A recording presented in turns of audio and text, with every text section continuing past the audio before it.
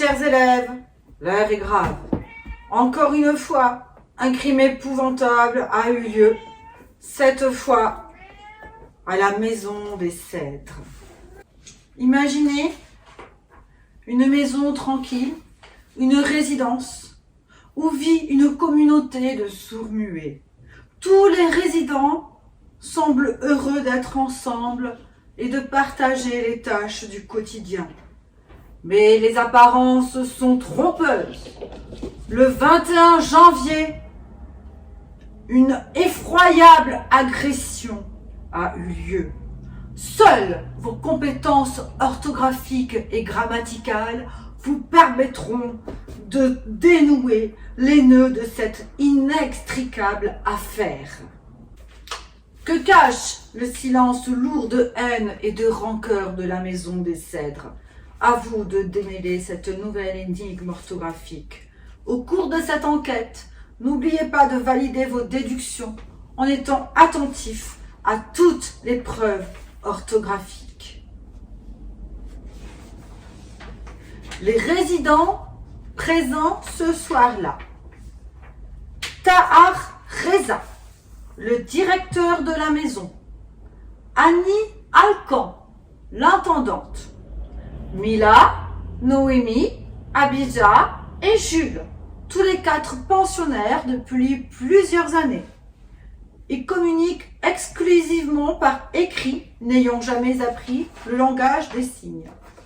2 ont simplement quitté la résidence. 2 autres sont impliqués dans une sombre affaire. Un agenda suspect a été retrouvé dans le jardin. Personne ne sait à qui il appartient. Il a été déchiré. À vous de reconstituer cet agenda. 14 janvier, ce sera fait le 21, avant 15 h. Lui, je l'aurai follement. Quant à elle, je vais enfin... Alors, devons-nous utiliser une graphie en « et » ou une graphie en « er » ? Plus qu'une semaine à tenir.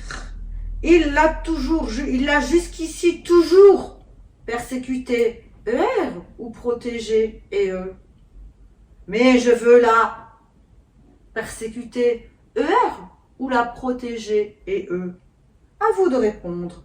La victime est-elle un homme ou une femme? La tentative d'intimidation a-t-elle eu lieu avant 15 h ou après 15 h? Utilisez vos connaissances orthographiques et grammaticales pour dénouer cet écheveau inextricable de liens. Voici la réponse à cette énigme. Reprenons cet agenda. Ce sera fait le 21, avant 15 h. Lui, je l'aurais follement embrassé et il fallait effectivement un participe passé. Si on remplace par un verbe du 3e groupe, on obtient je l'aurais follement vendu et non pas vendre. Il fallait donc un participe passé. Quant à elle, je vais enfin l'épouvanter, ER.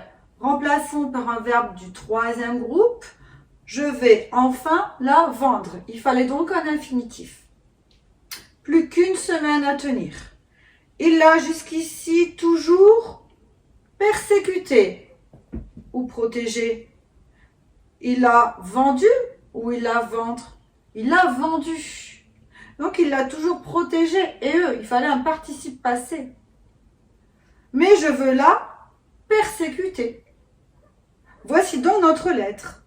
Lui, je l'aurais follement embrassé. Quant à elle, je vais enfin la persécuter. Plus qu'une semaine à tenir.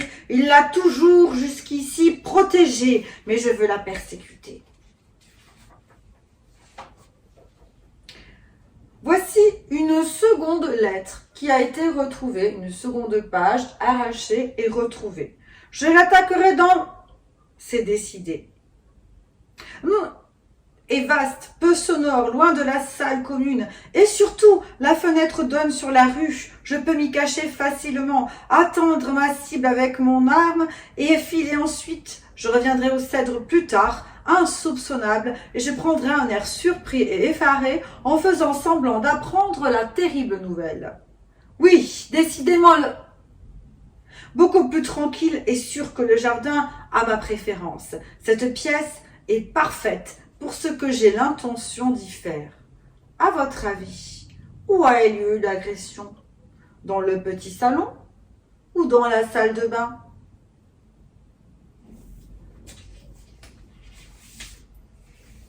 Voici la réponse à cette question.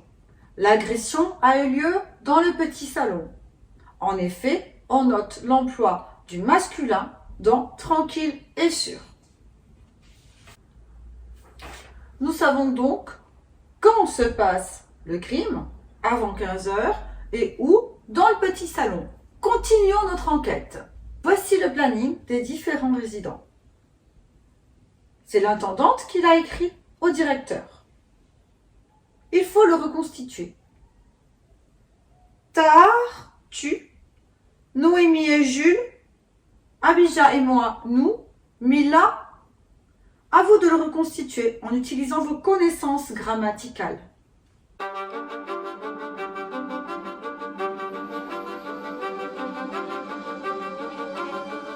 Voici la réponse de cette énigme. Tahar, tu es chargé de surveiller le plombier dans la salle de bain le matin et tu rempliras les dossiers d'admission l'après-midi dans la salle commune. Noémie et Jules auront à s'occuper de la salle commune le matin et pourront sortir l'après-midi. C'est une troisième personne du pluriel qu'il nous fallait là. Abija et moi, nous, donc première personne du pluriel, travaillerons au petit salon le matin et nous nous séparerons l'après-midi. Elle, toujours au petit salon et moi avec toi pour les dossiers. Mila, troisième personne du singulier, fera la cuisine pour midi et rangera la salle de bain après le déjeuner. Regardons attentivement le plan de la villa des Cèdres. Ici se trouve la salle de bain. Ici se trouve le petit salon. Ici se trouve la salle commune.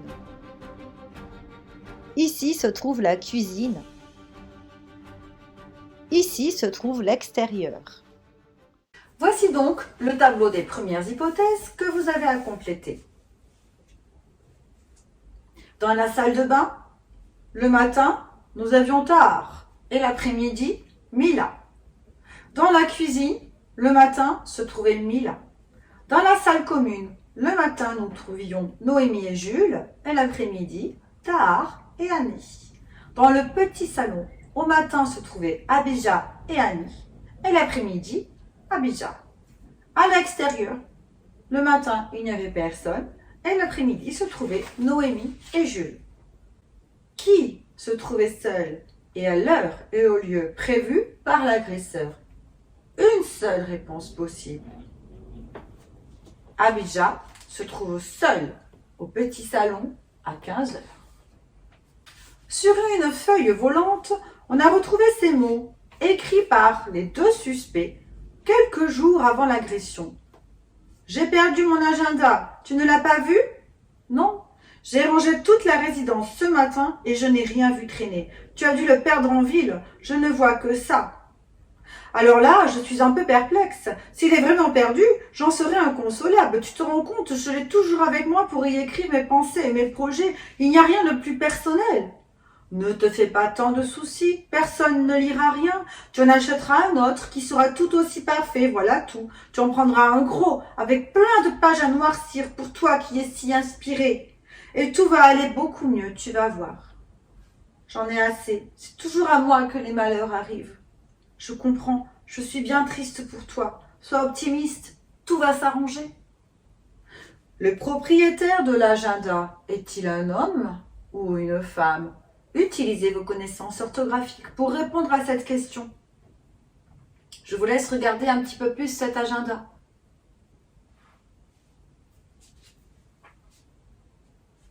Vous avez trouvé? Voici la solution.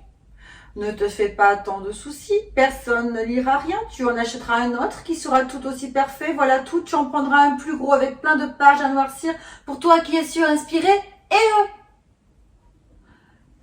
Le propriétaire de l'agenda est donc une femme, mais qui est-ce? Qui se trouvait seule et n'a aucun alibi l'après-midi de notre agression. Reprenons les faits. Qui pouvait commettre l'agression, partir, puis revenir innocemment à la résidence? Souvenez-vous, Noémie et Jules ont un après-midi de libre et sont censés se retrouver hors de la résidence. Le propriétaire de l'agenda est une femme, comme nous l'avons vu. C'est donc Noémie qui a commis l'agression. À vous d'élaborer les premières hypothèses.